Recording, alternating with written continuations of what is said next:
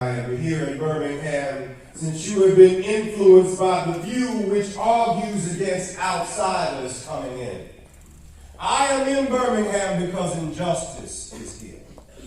Anyone who lives within the United States can never be considered an outsider anywhere within its bounds. You deplore the demonstrations taking place in Birmingham, but we know through painful experience that freedom is never voluntarily given by the oppressor. It must be demanded by the oppressed. Frankly, I have yet to engage in a direct action campaign that was well timed. For years now, I have heard this word, wait. It rings in the ear of every Negro with piercing familiarity. This wait so often means never. Never. Perhaps it is easy for those who have never felt segregation to say wait. But when you have seen vicious mobs lynch your mothers and fathers at will and drown your brothers and sisters at will, when you have seen hate-filled policemen kick, curse, and even kill your black brothers and sisters, when you've seen the vast majority of your 20 million Negro brothers smothering the anti-catch of poverty in the midst of an affluent society. When you suddenly find your tongue twisted and your speech stammering as you seek to explain to your 6-year-old daughter why she can't go to the public amusement park that has just been advertised on television, and see tears welling in her eyes when she is told Funtown is closed to colored children, and see ominous clouds of inferiority beginning to develop in her little mental sky. When you have to concoct an answer for your 6-year-old daughter who is asking, Daddy, why is it that white people treat colored people so mean? When you are humiliated day in and day out by nagging signs reading white and color. When you are fighting the sense of nobodiness, then you will understand why it is difficult for us to wait. When we so diligently urge everyone to follow the Supreme Court decision of 1954 outlawing segregations in the public schools, one may well ask, how can we advocate the following of some laws and the disobeying of others? The answer lies in the fact that there is just two types of law, just and unjust. I would be the first to advocate obeying just laws. Conversely, one has the moral responsibility to disobey unjust laws. An unjust law is no law at all.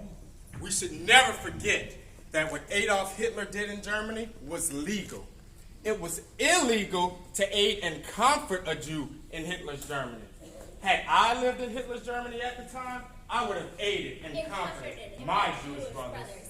I've almost reached the regrettable conclusion that the Negro's great stumbling block is the white moderate, who's more devoted to order than to justice, who paternalistically believes that he can set the timetable for another man's freedom, and who constantly advises the Negro to wait for a more convenient season. We will have to repent for the appalling silence of the good people. I was rather disappointed when so many clergymen saw so many non-violent actions as those of an extremist. Although I was initially disappointed as being categorized as an extremist, as I continue to think about the matter, I have gained a measure of satisfaction from that label. Was not Jesus an extremist for love? Was not Paul an extremist for the Christian gospel? And was not Martin Luther an extremist? Here I stand, I can do no otherwise, so help me God. And Abraham Lincoln, this nation cannot survive, half slave and half free. And Thomas Jefferson, we hold these truths to be self-evident, that all men are created equal. And so the question is not whether we will be extremists, but rather what kind of extremists will we be? Will we be extremists for hate or for love? Perhaps the South, the nation, and the world are in dire need of creative extremists. I had hoped that the white moderate might see this need. I expected too much.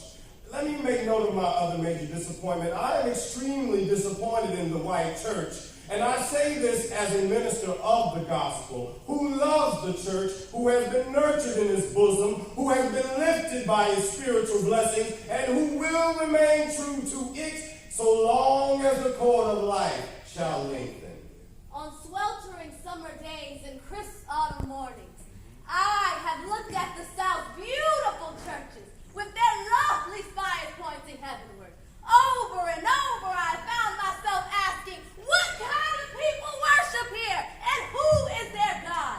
And where were their voices of support when bruised and weary Negro men and women decided to rise from the dark dungeons of complacency to the bright hills of creative protest? In deep disappointment, I have wept over the laxity of the church. But be assured that my tears have been tears of love. Yes, I love the church, but oh, how we have blemished and scarred that body through social neglect. I hope the church will rise to meet the challenges of this decisive hour. And even if the church does not come to the aid of justice, I have no despair about the future. I have no fear of the outcome of our struggle. One day the South will recognize its real heroes. They will be the young high school and college students, the young ministers of the gospel, and a host of their elders, courageously and non-violently sitting at lunch counters and willingly going to jail for conscience sake. Never before have I written so long a letter. I can assure you it would have been much shorter had it been written from behind a comfortable desk. But what else can one do when one is alone in a narrow jail cell but write long letters, think long thoughts, and pray long prayers? Let us all hope that the dark clouds of racial prejudice will soon pass away, and the deep fog of misunderstanding will be lifted from our fear-drenched communities. And in some not too distant tomorrow, the radiant stars of love and brotherhood will shine over this great nation with all their scintillating beauty.